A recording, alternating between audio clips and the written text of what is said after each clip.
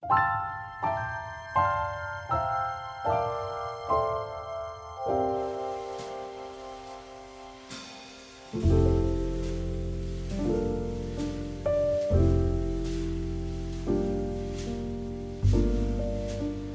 everyone, welcome to day 8 of the holiday card series for 2020. Today's cards, yes, there are two, look super simple, but it does have a fun watercolor technique in it. And I'm using one of my most favorite stamp sets that I designed for Simon Says Stamp this year, the Holiday Sparkle Greetings stamp set. I hope you guys enjoy today's cards. Let's get into it.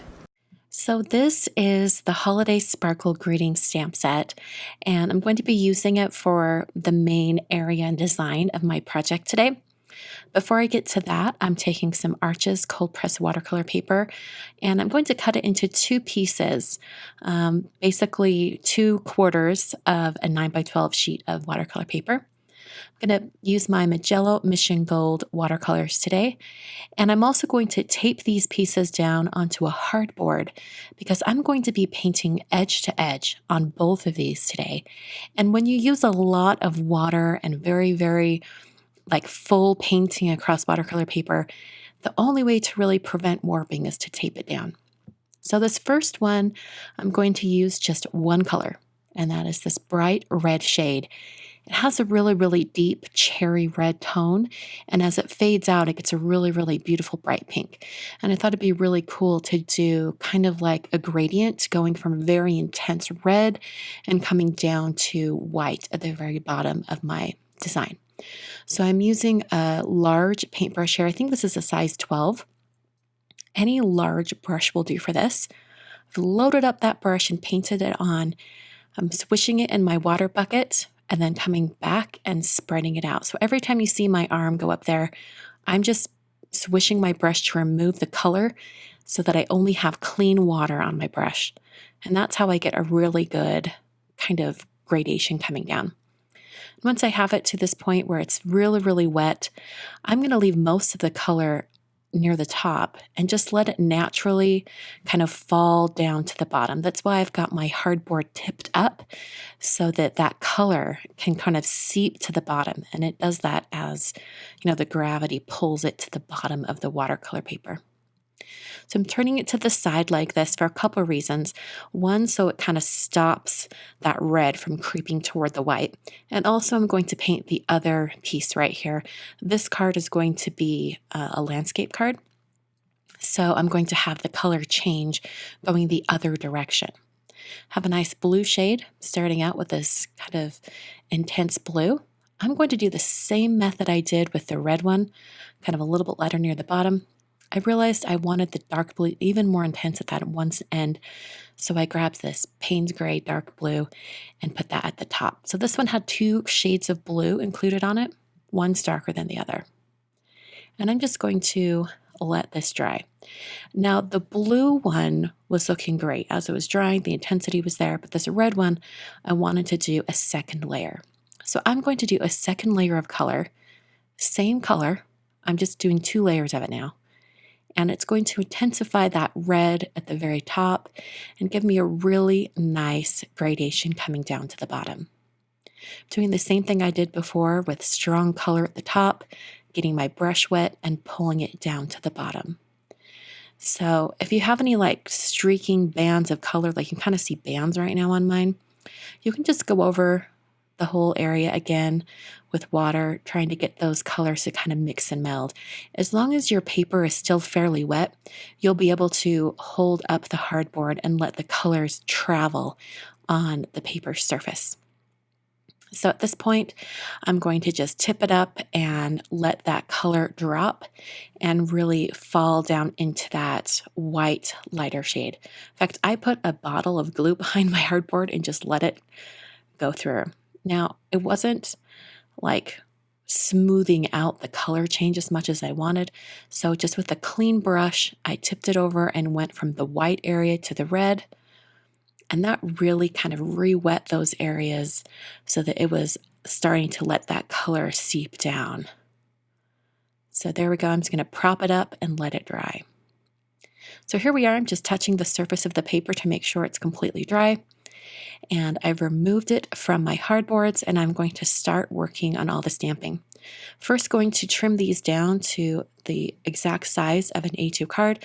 So I'm using my Waffle Flower A2 layers dies. I'm going to run these through my Gemini Junior machine, and it's going to cut these to exactly 4 1/4 by 5 1/2. You could definitely do this with a paper trimmer. I just thought it might be a little bit easier to make sure that I don't cut off any of the color, since the size of these was very close. So now I've got my 2 watercolor backgrounds, and I'm going to do a bunch of stamping. I'm using my Misty stamping tool today, and I've turned it on its side so that I can have the stamps from the Holiday Sparkle greeting stamp set extend across this and have the ends going off the sides. I'm going to put that on the door of my Misty, and then I'm going to prep the area with an anti-static powder tool. I'm going to be embossing this, so I'm using some Versamark ink, and I'm also going to be adding a bunch of those little tiny itty bitty images from the stamp set all around the word. Before I get to stamping those, I'm going to go ahead and apply embossing powder to this word first. So I'm going to be using some Alabaster embossing powder from Brutus Monroe, and just sprinkling that right over the top. And I love how dramatic this looks with that fade from red to pink to white, and then it has a really large white greeting going across the top. I'm going to stamp the other greeting as well. This one is the word Merry, and instead of white embossing powder, I've switched to gilded embossing powder from Brutus Monroe, which is a nice gold shade. I thought the gold would look really pretty against this dark navy color. So after I have both of the words stamped and embossed, I'm going to take it out of my Misty tool, and I'm prepping the area with an anti-static powder tool and then stamping all of those little bits from the stamp set with an acrylic block.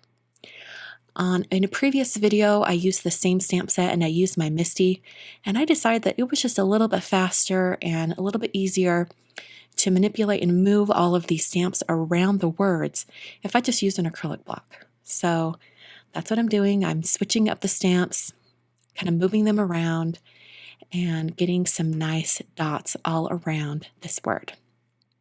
After each one that I stamp, I go ahead and sprinkle on embossing powder so I can see where it's at, but I have not heated them at this point. I've got the individual dot stamp. I'm just putting some little outlier dots so they sort of spread out from that main area. And for any embossing powder that's sticking around where I don't want it, I just used a dry brush to brush that away. Hit that with my heat tool until it was smooth and melted, and then I have my basic design for the first card.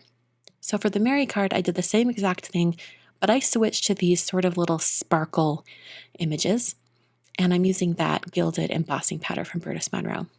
And I did the same thing, except on this one, since the embossing powder was a little bit hard to see as I was working, I did take breaks and heat it with my heat tool so that it was a little bit easier to see.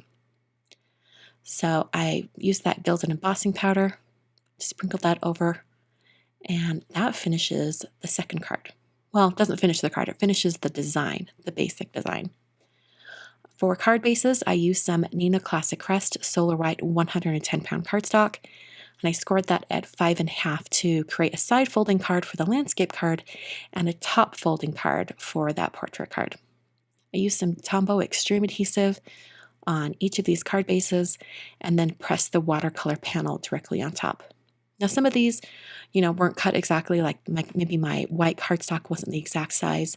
So I did end up using a T-square ruler and a Tim Holtz craft knife to clean up those edges and make sure everything was nice and flush on the card front. And that finishes both of my cards. These are super simple. I love the gold embossing and also the white embossing. I love how those cards turned out. They're a little bit dramatic, a little bit simple. I just think they look absolutely fantastic and really kind of Christmassy to me. They look really nice and sophisticated. I think they're really great. On screen, I've got 3 more videos for you from the previous years of the Holiday Card Series. These are all day 8. And if you want to see all of the day 8 videos from previous years, I'll list them down in the video description below. Thanks so much for joining me today. Come back on Friday at noon Mountain Time for the live version of my Holiday Card Series Day 9. See you then.